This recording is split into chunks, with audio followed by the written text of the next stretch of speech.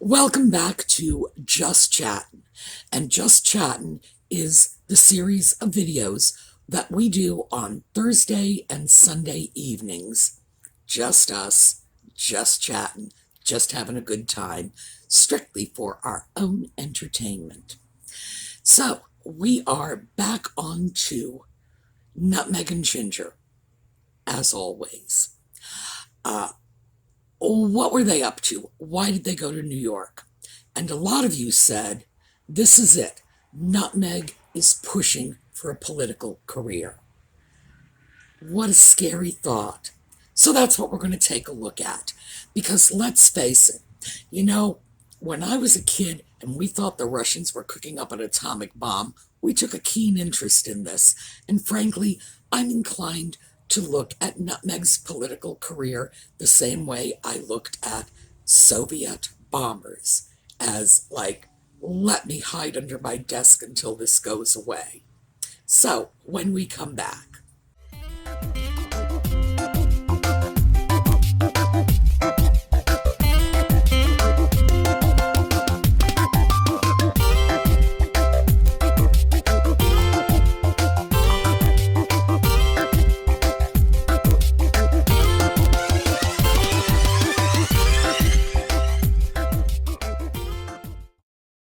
Okay, before we get started, I do want to say at the end of this video, so for those of you who just, sort of follow along but don't always go to the end, at the end of the video, I'm going to talk about our holiday giveaways.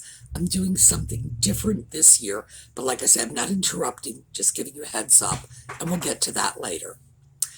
So why would people think that a trip to New York is some sort of sign, like the star in the night over the manger and Jesus and all that, of a political career? Well, New York has a reputation. Whether or not you think the state deserves it is up to you. This is the reputation. As being a state that is friendly to carpetbagger candidates. Now, let me explain the term carpetbagger, because not everybody watching this is from the United States, and this is an American term. Following the American Civil War, a lot of northern politicians, businessmen, went south, essentially to exploit the southern states. And they were named after the carpetbags, these little valises in which they carried their worldly goods, because they were itinerant. They had no connection to the state and no intention of staying there. So they had the 2 shirts and the change of underwear, and that was it. They were going back home at the end of the day. So that's essentially what the term carpetbagger means. In New York, you do not have a residency requirement in order to run for Senate. I live in Pennsylvania. I could take a train to New York this afternoon and say, I want to run for Senate. And all I need is sort of the vague intent of living in New York at some point in the future. And frankly, I'm not even sure I need that. So this has been associated also with Democratic politicians. This association is perfectly legitimate. In 1964, Robert Kennedy ran for Senate in New York. Now, of course, he came from a family located in Massachusetts. The whole extended family was in Massachusetts. That was their political base. But he couldn't run for Senate there because his brother was already senator. And I think also there was no seat opening during that particular election year. So he went to New York. Won handily. Not surprising. Bobby Kennedy had a lot of political experience. Most people think of him just as Jack's younger brother, but he had a lot of political experience in a lot of different arenas, as legal counsel, as His brother's attorney general. So even though he did not have a lot of elected experience, he was not without experience. And he apparently did very well in the Senate. And then there was Hillary Clinton. And Hillary was a senator from New York from 2000 to 2009.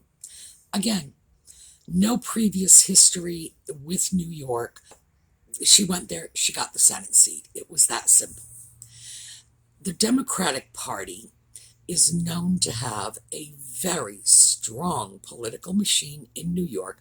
New York tends to vote Democratic, so one can see why going to New York as a Democrat, which clearly Nutmeg is, and nosing around politically, which is clearly what she was doing, is going to send up red flags, because people are going to be wondering if this may not be where she would like to launch her career, that this would be her springboard into the Senate.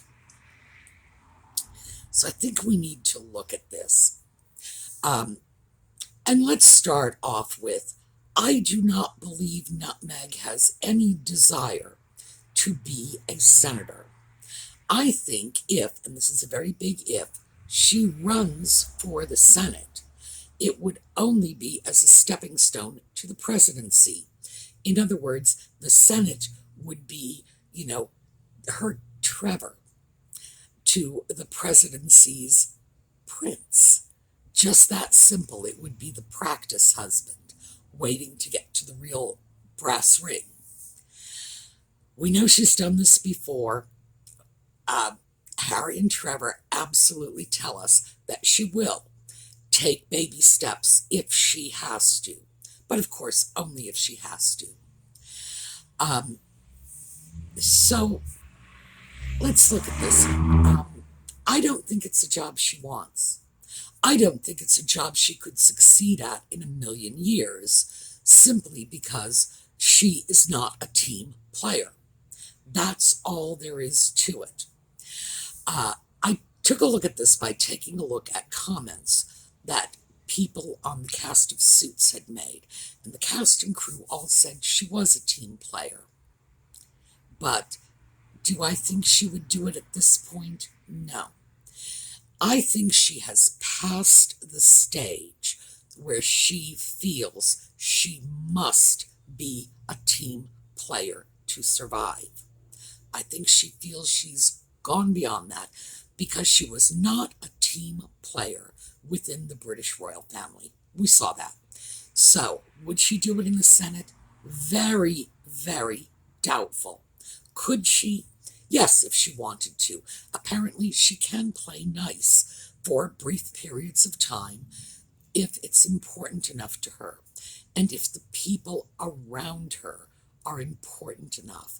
And keep in mind, her co-star on Suits was Patrick J. Adams. He's married to Troian Bellisario. I know, I'm sounding like Entertainment Tonight, aren't I? He's married to Troian Bellisario. She is the daughter of Donald Bellisario, who has produced, among other things, NCIS, Quantum Leap, other shows like that. He is a heavy hitter in Hollywood. Would Meghan be nice to his son-in-law? Oh, yeah. Gina Torres, who also starred in Suits, in addition to being a phenomenal talent on her own, and I think she's probably worth cultivating all by herself, because she seems like a very interesting person. But she was married to Lawrence Fishburne. Again, heavy hitter. So you're looking at people who Nutmeg would have found in her best interest to cultivate. Would she find it in her best interest to cultivate, the senator from Kansas? I very much doubt it. And functioning in the Senate is all about team playing. If she did it, it would be nothing more than a stepping stone, nothing more than a move to go higher. So let's talk about what it would take. In terms of money, in the last election, we're looking at an average of $10 million. It's getting very expensive to get elected into the Senate these days. The highest campaign costs were over $100 million, and there were 3 seats that were either over $100 million or close to it that were recently contested. And in fact, it probably wasn't worth it. I know the challenger in, I believe, 2 of those races lost. So throwing money at an election doesn't always guarantee you will win. The question is, do Nutmeg and Ginger have $10 million to throw into a political campaign? Probably not. And they really probably do not have that kind of liquid cash. And would their supporters pony up that kind of money? I don't see that happening. I would have given you a different answer if you had asked me this last year. But in the climate post-Oprah interview, a lot of high-profile people have distanced themselves from Nutmeg and Ginger, just sort of backed away. In general, that Oprah interview was harmful. It probably had a lot of play with the folks who read the National Enquirer. I'm not saying nobody bought into the nonsense, but the people who could afford to make significant campaign contributions, they're taking a step back. The people who have political clout they could throw behind a senatorial campaign, they're stepping back. So, is it viable? Probably not. However, and keep this in mind, whenever we talk about Nutmeg, we are talking about a histrionic personality. So the plans can change like faster than you change your socks. She is primarily interested in the publicity, in being the focus of everyone's attention, of having her face on the newspaper pages every day. That's what she wants. She wants to be the center of attention. Politics would be one way to do it. Because, there are other ways to do it. You could go to college, beef up your science credits, go to medical school, work for 20 years, become a world-famous heart surgeon. But we all know that's not going to happen. Nutmeg, from the get-go, has wanted fame, but not the professional achievements that lead to fame. In other words, she does not want to be the best heart surgeon in the world. She does not want to be an architect designing beautiful homes, whatever. She wants the publicity, and she wants to do as little as she can to get it. Now, having said that, she will work. She will put that effort into it, but it's limited in terms of where she will focus that effort. Sure, she will focus that effort on writing a lifestyle blog telling the world how wonderful she is. Absolutely. She will focus that effort flirting with men who, may eventually become the next ex. Who knows? Of course she will. But is she willing to do the grunt work? No, absolutely not. We've seen that. Politics is not like the love of her life. And interestingly enough, she has said things that indicate that it is, because she does, in fact, have a degree in international studies, rather vague term, I'm not sure what it means, from Northwestern University. And keep in mind, international studies can mean almost anything. It's very vague, and it probably has a number of different sort of focus areas.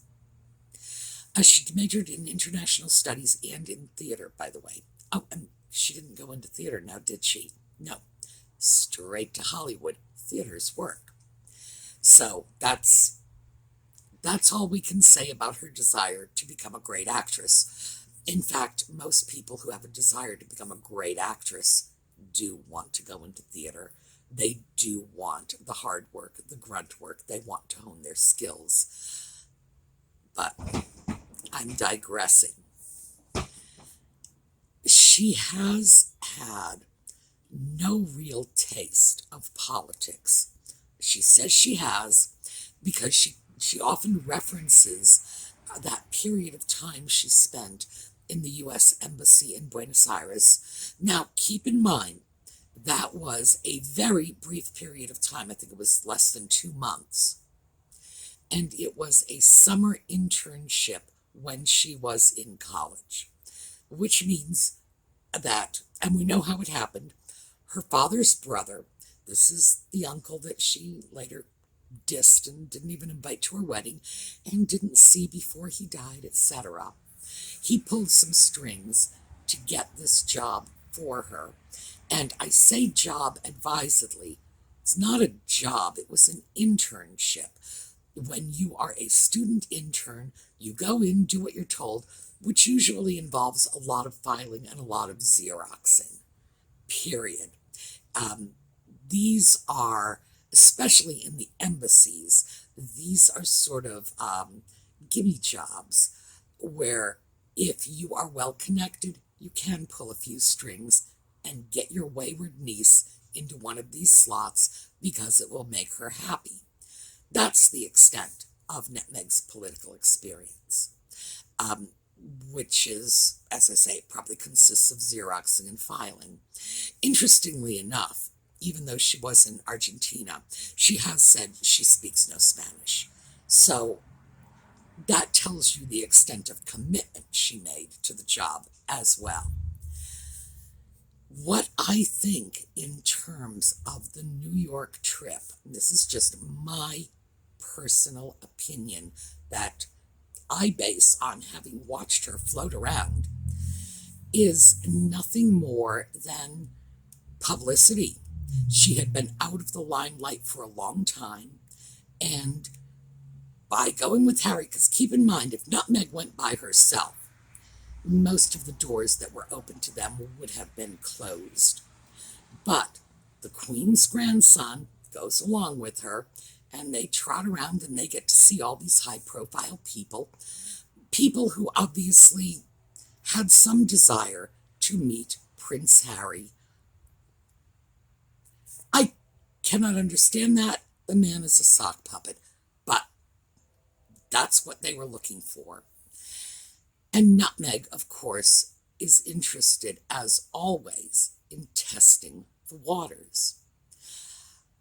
We must hope that the lukewarm reception they got in New York would be enough to divert her to another planet. Of course, as a histrionic, the plans change. It's like watching a tennis match. Bang, bang, bang, one side to the other. The plans are never carved in stone. Never. Because they are driven only by the desire to be the center of attention. That's all. So as a consequence, there's no underbelly to the plan. This is not about being perceived as a humanitarian. She would like that. But being a humanitarian is not important to her, and we know this from her track record. She would get involved with one charity after another, which she still does, by the way, get the photo op, and then go off to another one, get the photo op, move along. She has no internal commitment to anything except the attention. So as a consequence, it's like there's no compass leading her in any one direction over another. She's like a little moth. You turn the light on here, there's the moth. You turn the light on here, it flits over to the other side. And that makes it very challenging to try to figure out what she is doing. Would she try to go for the presidency? Would she try to go for the Senate? Well, Senate's $10 million, and that's just the average campaign. Oh, additionally, you would really do well to have the support of a party and to have some kind of platform. The thing is, not necessary. She could run, but I doubt very much she would win. So for the fun of it, let's just take a look at a few people who have run for president. This you might get a kick out of. Let's start with this guy. This is Vermin Love Supreme. Yes, vermin like, rats and cockroaches. Vermin Love Supreme is the one holding up the giant toothbrush with the boot on his head. His major platform piece was that he was going to invest money into researching time travel so he could go back in time and kill Adolf Hitler. Laudable goal, but a little on the freaky edge. Vermin Love Supreme ran for president in 2016. And toothbrush, by the way, brings us to Jack Shepherd. Let me show you him. Here's Jack Shepherd. Jack Shepherd was a dentist who lost his license for inappropriate acts toward his patients. Don't know what that consisted of. And was wanted for arson. When he ran for president, he had to run his campaign in absentia because the police were actively looking for him. Gabriel Green, I like this one. He was what they call a ufologist, and he believed that once he got into the White House, he ran in 60 and again in 72, by the way, that his alien friends would help him solve the world's problems. This next one, Jello Biafra, the lead singer for Dead Kennedys, ran for president, and one of his, less bizarre platform pieces was to lower the voting age to 5. Earl Browder, he was a Russian spy and a known communist, and he had to run for presidency while he was incarcerated because, frankly, he wasn't out on the streets. Why is it they're always named Earl? They are, always named Earl. Someone should look into this. Next up, this guy, Harold Stassen, was actually a great governor of Minnesota. He was governor of Minnesota in the 1930s when he was the youngest person elected governor. And he not only had the full support of the Republican Party, but he had the support of 80% of the state's Democrats. He subsequently became governor of Pennsylvania, too. And I put Harold Stassen in here because he ran for president not just once or twice, but he ran 9 times. Didn't make it. His record, by the way, was challenged closely by this one. This is my favorite wingnut of the bunch. This is Lyndon LaRouche. He ran 8 times. He was a Holocaust denier, an anti-Semite, a racist, and those were just his good points. To this day, there is a group in Sweden that are quite convinced that Prime Minister Olof Palme, who was assassinated in 86, was killed by Lyndon LaRouche supporters. Now see what you're all missing by not reading Doggin's Nyheter. And finally, another of my favorites. This is Jonathan Sharkey, known as the Impaler, a self-proclaimed vampire. And if you missed his last presidential campaign, don't worry, he plans to run again next time. So the point of that little foray was Anybody can run. You don't need not only do you not need a platform, but some of these people had such crazy ideas that Nutmeg's word salad sounds intelligent and cogent when you start comparing it to, let's let 5-year-olds vote. Why don't we just make a time machine and go back and kill Hitler? Really, anyone can do it. Are they going to make it? No. No, absolutely not. Keep in mind, there is one thing Nutmeg has going for her as a political candidate, and that is name recognition. Nothing else. No experience, no platform, and she's never going to have one. Remember, it's just that little weather vane in her head points in the direction of the limelight. That's all. So she is never going to have a fixed platform. And because she cannot speak extemporaneously, you take her off a script and it's nothing but, so I was like, so he was like, so you know, right? It's not worth listening to. Do I feel we have worries about this? No, I do not.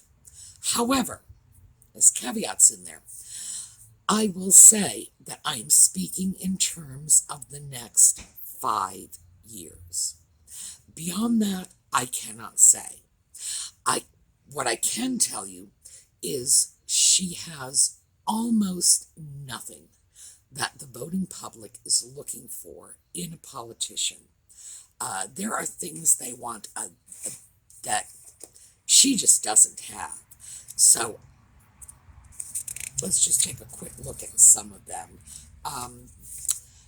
They want someone who grew up as middle class or who grew up as poor. About a quarter of the people surveyed said they want someone who grew up as middle class. Another quarter said they want someone who grew up as poor. Would they be willing to accept a British Duchess? I don't know. They want people to publish their tax records. Is she going to do that? I still can't get a shred of information on Archibald's finances. It's not there. And it's not just that I can't get it. I've checked agencies, watchdog agencies, that this is what they do. They report on charities. They can't get it either. So it's not being released. Is she going to do this? No. They want someone 50 or younger. Well, she's got that. And people who are multilingual. They also like veterans. They like people with political experience. Again, none of this. So, does she have what the voters want? Absolutely not. Absolutely not. Is someone going to vote for her simply because she's the Duchess of Sussex?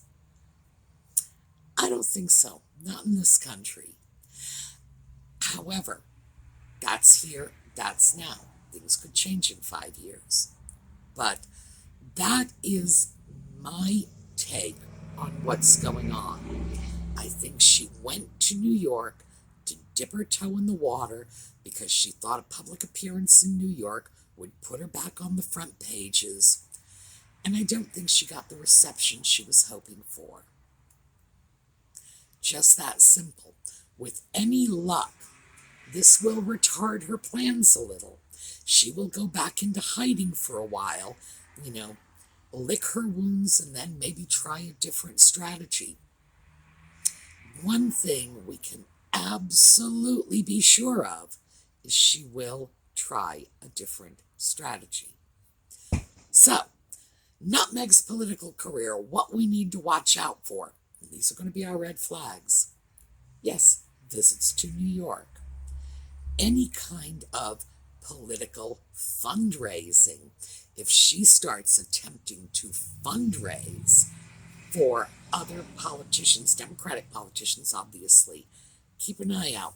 Because if she does Democratic fundraising, that will most certainly mean she's doing a favor in order to get a favor in return later when she needs it. So I would say, if there's one thing you take away from this, watch for fundraising, because that's our coal mine canary. That is going to be the early warning signal that she is planning a political career. But a photo op, good Lord, her life is nothing but photo ops. So I wouldn't be worried about that. I wouldn't take it too seriously. I know some of our friends in New York were downright panic-stricken, and I understand that. Believe me, if she'd been in Harrisburg, I'd be hiding under the bed. So I get why you're concerned. I just don't think you have reason for it, not at this point in time. All right, so let's talk about giveaways. Now, I like to do giveaways, but I am just talentless at it. If there's a way to screw up a giveaway, I'm going to find it.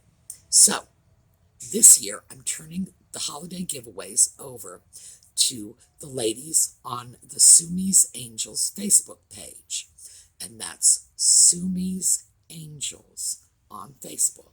So go on over, check them out. Here they are. And they are handling the holiday giveaways. We're starting, well, whenever they want to start them. I'm announcing tonight. They will pick up the ball from here. And I am expecting that we are probably going to have at least 40 giveaway prizes. These are items that have been set aside for the giveaways. The contest is open to all residents of planet Earth. You just have to be over 18. We don't limit it to residents of the United States. However, if we have winners who are outside of the United States, we may have to substitute a prize. That's just, we have no control over your country's customs laws. That's just basically what it means. So, get in touch with the ladies. They will tell you how to qualify for the giveaways, what the prizes are this month, and we're doing it October, November, December, because it's the holiday giveaways. And this is my way of saying thank you. Thank you for watching. Thank you for supporting the channel. I do wish I could just have a giant holiday party for all of you, but I can't, because thanks to your support, there are just way too many of you to fit in one room. So that is delightful. Definitely check them out. On our way out, we are going to take a look at a happy video from my non-binary friend, Gray. And as I have explained in the past when I've shown this, Gray is non-binary. They go by they or them, not he or she. And I know some of you have some confusion about what that means. At this point, it doesn't really mean that much. It's just some people do not want to be labeled, and Gray is one of them. So I thought I would show you someone just so you can see how adorable they are, and so it's not a scary thing. All right, have a terrific day. I will see you all later. We will be doing thrifting videos on the weekend. We will be doing another episode of Just Chattin' Sunday night. See you then.